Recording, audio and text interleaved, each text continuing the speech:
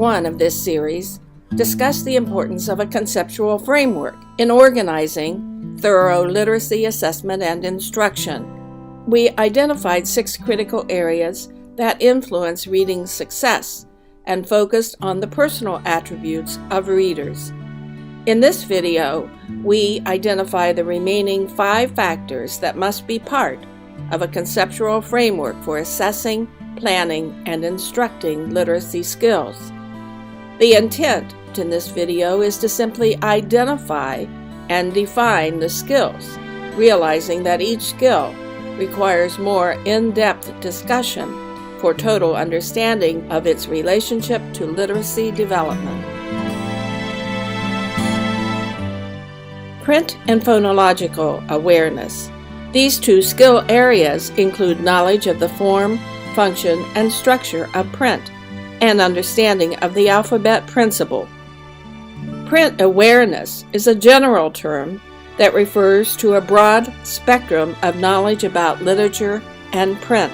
There are 6 sub-concepts embedded in the umbrella term of print awareness, including directionality, letter recognition and differentiation, story structure, literature type or genre, print concepts, and book handling skills.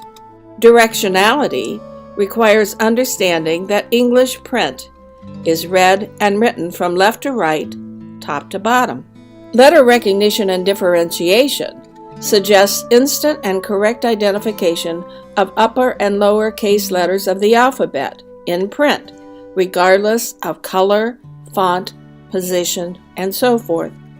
It also includes the ability to distinguish letters from numerals, pictures, and other graphic representations.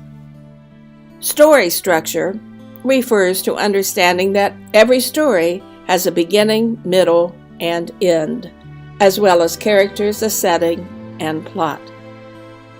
Literature types or genre implies that readers and writers understand the differences between narrative, expository, and poetic genres.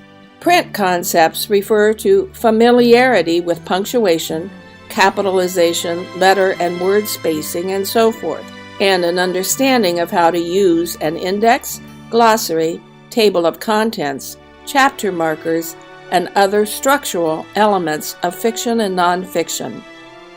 Book handling skills suggest understanding that books are read right side up from front to back by turning the pages sequentially. Phonological awareness is a broad umbrella term that includes other important skills such as phonemic awareness, phonics, and syllabification. It is a major factor in developing independence in reading and writing. Phonemic awareness is the awareness that words are composed of discrete sounds that can be isolated, identified, characterized, segmented, blended, and manipulated to form new words. Phonics is a method of teaching reading that focuses on developing the awareness that the sounds in words are represented by specific letter or letter patterns. 3 things that are important to understanding phonics include: first, letters represent the sounds in spoken English. 2, some letters or letter patterns represent more than one sound. And 3, some sounds are represented by more than one letter. When the reader understands these 3 concepts, he will be better able to decode English words. Syllabification is the awareness that words can be divided into sound chunks related to the number of vowels. Syllabification eases pronunciation and word analysis. Correct syllabification requires an understanding of the form and structure of words.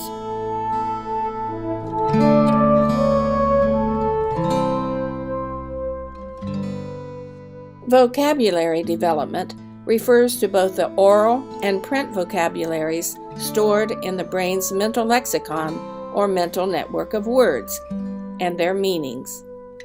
In this context, a reader's print vocabulary is the focus.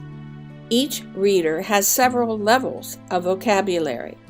The learner's oral vocabulary, or the words that they recognize in speaking and listening, is typically much larger than their print vocabulary, which includes the words that they recognize in print or that they can spell. The size and content of each of these vocabularies will differ, so teachers cannot assume that words that a student uses and understands when speaking or listening will be automatically recognized in print. The sight vocabulary or print vocabulary consists of the words that the reader and writer recognize or produce instantly without the use of phonological skills. The size of a sight vocabulary is important in English, particularly because there are many words in English that lie outside of the sound code. In other words, the letter patterns in the word do not correspond with the typical phonemic sounds associated with the letter pattern. Additionally, the larger the sight vocabulary that a reader-writer has, the more fluently they can read or write. However, because the mental capacity to store sight vocabulary is constrained by experience and opportunity to encounter words, the ability to apply phonological skills is important. According to those who count the number of words in a language, there are over 1 million English words, too many for the typical reader and writer to encode and recall from memory.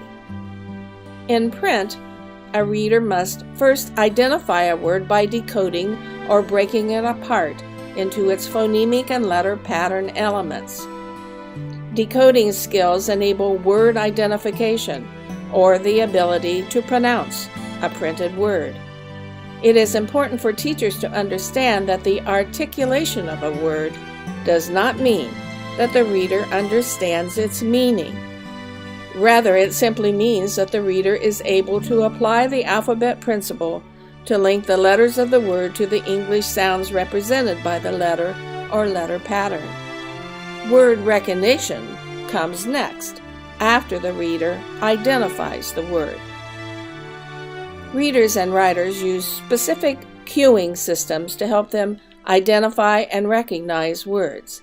These cueing systems include semantics, which is the ability to use context or meaning clues from the surrounding text to identify and to predict the meaning of a word. Sentence and word structure, or syntax clues, are also used to identify and recognize unfamiliar words. Using syntax cues involves the ability to segment a word into meaningful parts, such as finding the base or root word and recognizing affixes and inflectional endings to help decode the meaning of the word. Syntax clues also involve using sentence structure to identify a word. This necessitates using cues such as the position of a word in the sentence or its relationships to other words to determine if the unfamiliar word is a noun, verb, adjective, or so forth.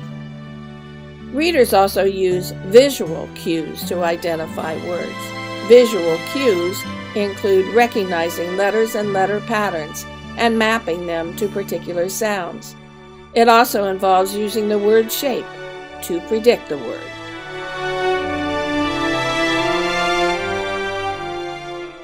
Accuracy, fluency, and speed influence the comprehension of printed text and the ability to communicate clearly in composition. Reading and writing accuracy is determined by the type and number of errors that the learner makes.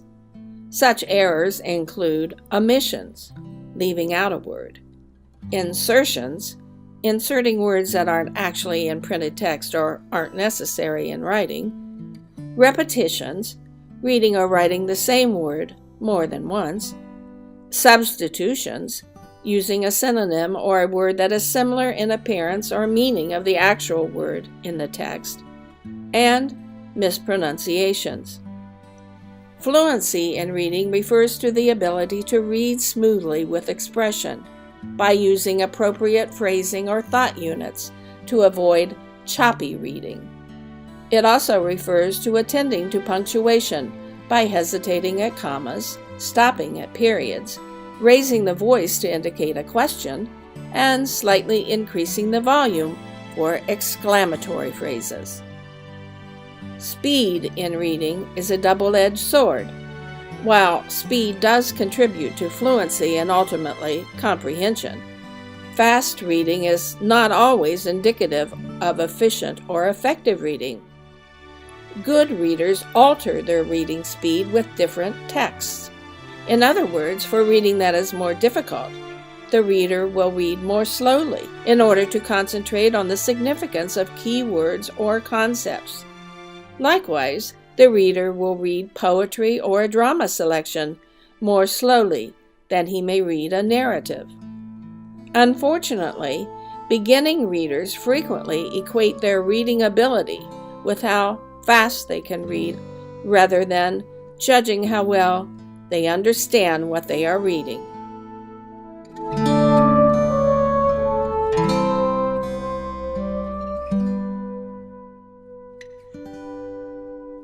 Comprehension is the goal of all reading experiences and occurs on several levels.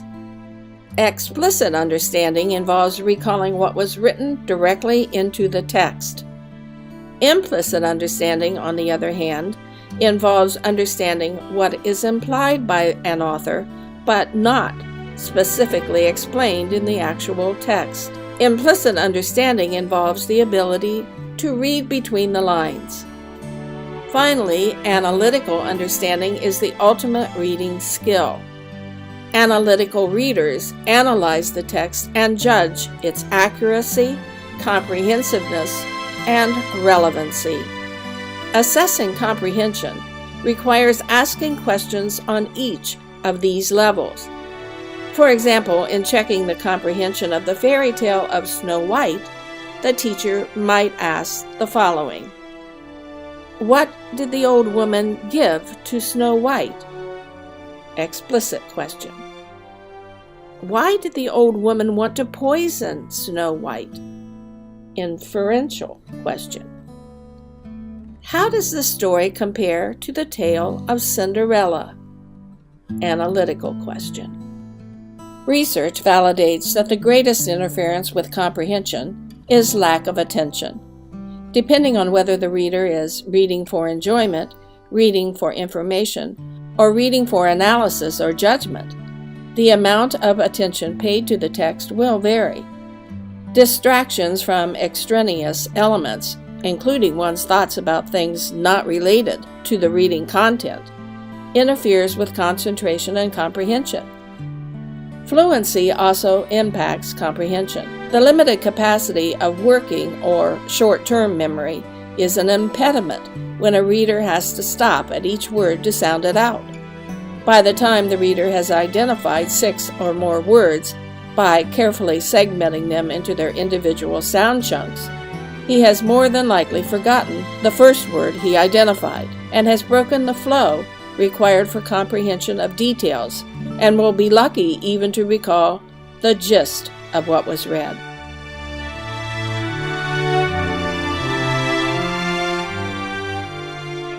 Constructing knowledge from print is the ultimate purpose for reading.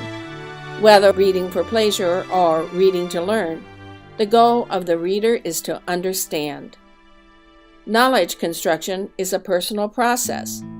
Even though readers may be exposed to the same text, each will construct his or her individual meaning based upon a number of factors. Prior experience and world knowledge will influence what readers attend to during the reading process. Additionally, a reader's decision to simply assimilate new information or to change what he previously understood will influence what he learns from reading. Finally, the reader's ability to organize information through meaningful connections to support memory, recall, and use of the information influences understanding. Each of these abilities is further affected by the reader's motivation, interest, and perceived relevancy of the information. The biggest mistake teachers make is assuming that because all students read the same text, each of them understood the same concepts and should be able to perform the same skill. We started this video series by suggesting that reading and writing are complex cognitive processes. Now, you know why. If teachers don't organize into a conceptual framework the myriad of factors that influence literacy skills, assessment and instruction of these skills will be randomly implemented and result in confusion of potential readers and writers.